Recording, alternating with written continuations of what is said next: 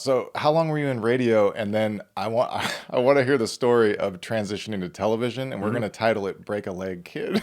Seriously, that's how it happened. So I always wanted to. I loved doing radio. Had a blast doing radio, and it got me to L.A.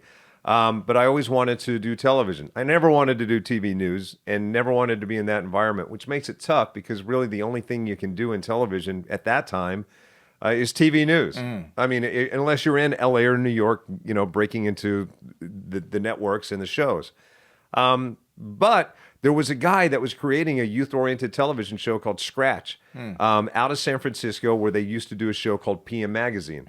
It's hard to describe. That was just kind of an entertainment show that was produced in bigger markets that was syndicated, and he was going to create a youth version of it called Scratch. Mm. So he's got that in the back of his mind that he's creating it, and I was working radio, and for lack of talent, I would always create these stunts to draw attention to the show, and also try to use the signal to help raise money for charity. Mm-hmm. And muscular dystrophy became a big charity that I was involved with because I had a friend that had muscular dystrophy. And so I pitched the idea, what if I do my show for a month, living 24 hours a day on a highway billboard? And they said, if you'll do it, let's do it. And so we purchased a billboard for a month at the intersection of Ethan and Arden Way in Sacramento, California. It was above an Arby's. I think it's still there. I think it's still above an Arby's. So I'm living there 24 hours a day. 3 days into it, about 2 o'clock in the morning, there's a horn honking and drunken yells. Hey, are you really out there? And I came out from this tent. I had a tiny little 2-foot tent that I would slide out of Like onto a this rock climber. plank.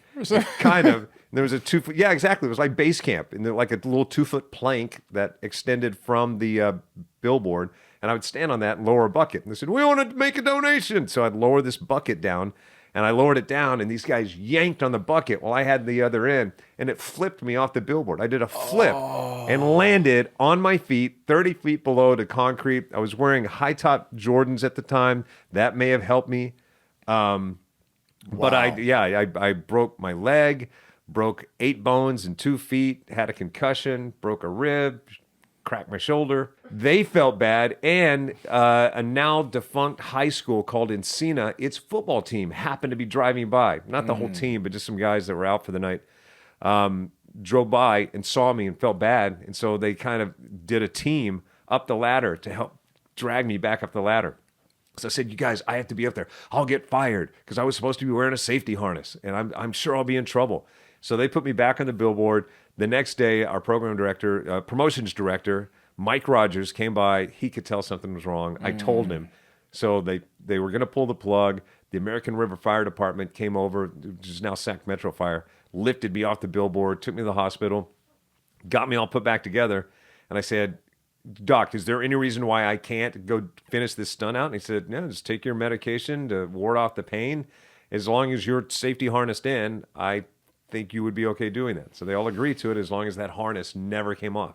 So they put me back on the billboard, harnessed me back insane. up, and I sat there, and it was a slow news week. And so every TV station in town would come out, every newscast to check on the guy that fell off the billboard. Wow. The biggest news station in town and a legendary anchor, Stan Atkinson, broke the news. And that's like the shot heard around the world. Everybody knows about it then. And when Stan said something, then AP News picked it up. And then all of a sudden the networks start picking it up. And I was live on CBS Evening News, this guy that fell off a billboard and went back up.